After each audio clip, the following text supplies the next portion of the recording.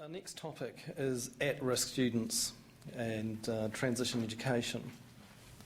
And our next speaker is the principal of Sacred Heart College in the Lower Hutt, where she's held that role for the past 10 years.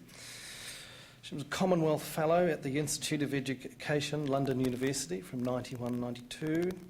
Is a strong advocate for te reo Māori in schools. Sacred Heart College has 800 students and 15% are Māori, 15% Māori, 15% Pacifica. About a third of the school speaks a language other than English in their home. As a co-opted member of the New Zealand Principals Council, has represented this group on several Ministry of Education, Teachers Council, NZQA working parties and technical advisory groups. And Liesl is going to be joined on this session by Linda Carter, who works in transition and careers. Also Rose Noble, who's our parent representative, and Shannon Renata Noble is one of the students that have been involved. So if you would join with me in welcoming our group.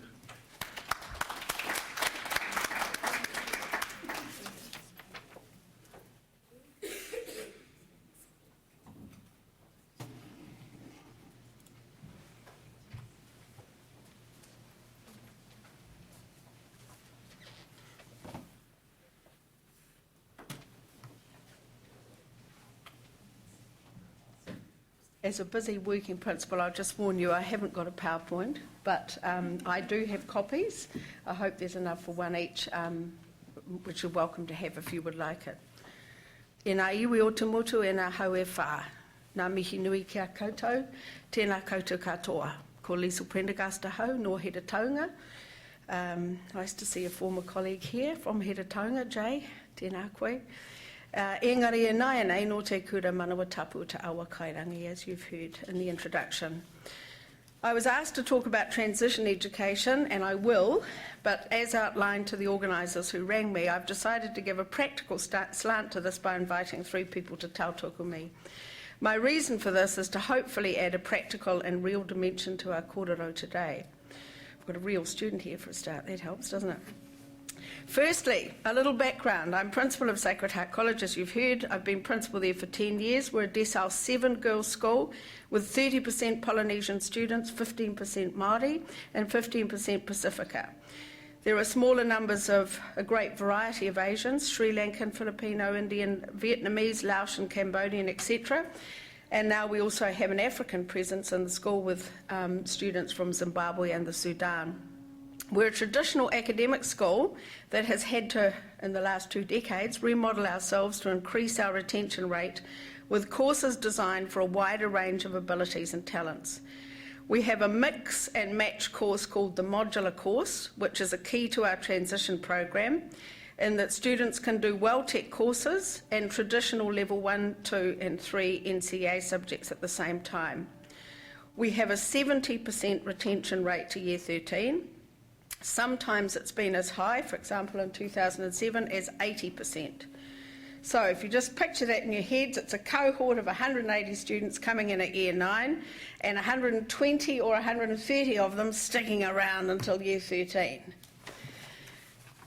At all year levels, there can be challenging behaviours for the school to deal with.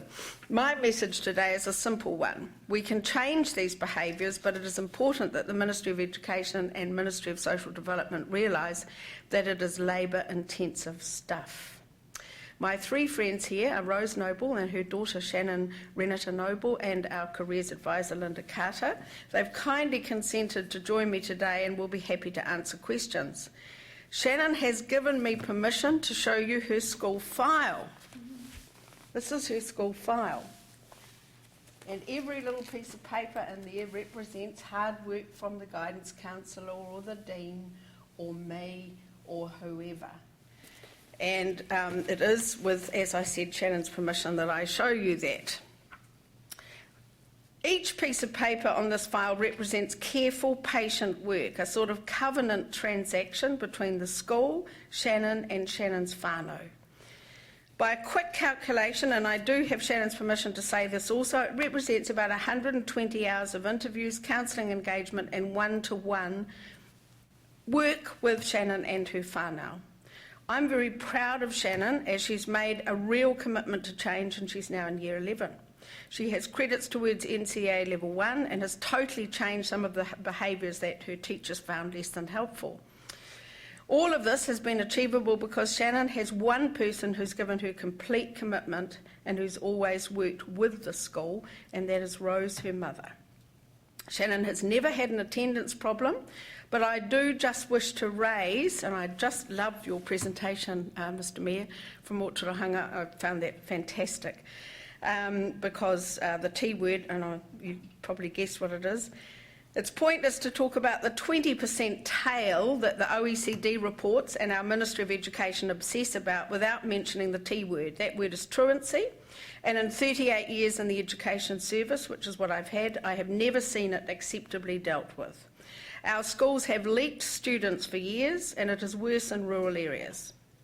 I don't want to generalise, but the worst years were in the 1980s when little was done about truancy. When I was assistant principal of a Decile 2 school in Hawke's Bay, there was one truancy officer that had to cover from Wairoa to Dannevirke, and in reality spent most of his time in Maraenui and Flaxmere. Things have improved now as we do have home liaison officers in individual schools and systems are better. Schools fund these liaison officers out of ops grant. I'd just like to make that point. But a decade in the 1980s of leaking schools has had huge social consequences. We know that schools haven't got all the answers, but pastorally students are better off at school, or better off in a program as Mr Mayor's got going. We're not saying schools have got all the answers. Schools are safe, and usually there's something productive happening. The chances of finding a productive happening on the Hutt riverbank are quite strong too, but it's less likely to be the sort of happening that will lead to long-term benefits and joy.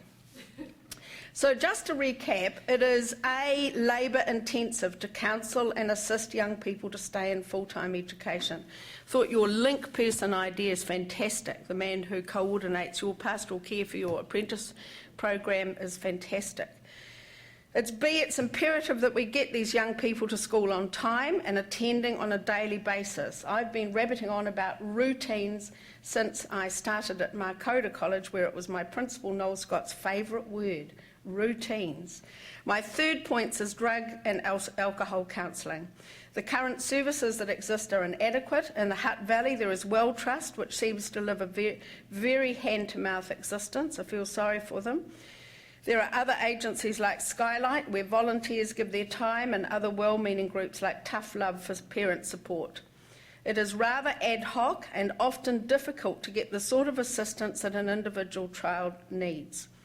I could give balance to today by telling you that we have students we fail, that I feel that have left us. I love the quote from Victor Hugo, thank you very much. I absolutely profoundly believe that the people that are the worst sinners are the people who create the darkness.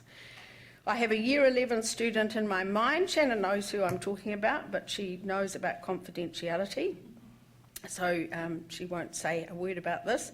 Student who was huffing, that is abusing butane and like substances, who left school in Year 11, taking her habit and her anger problem with her.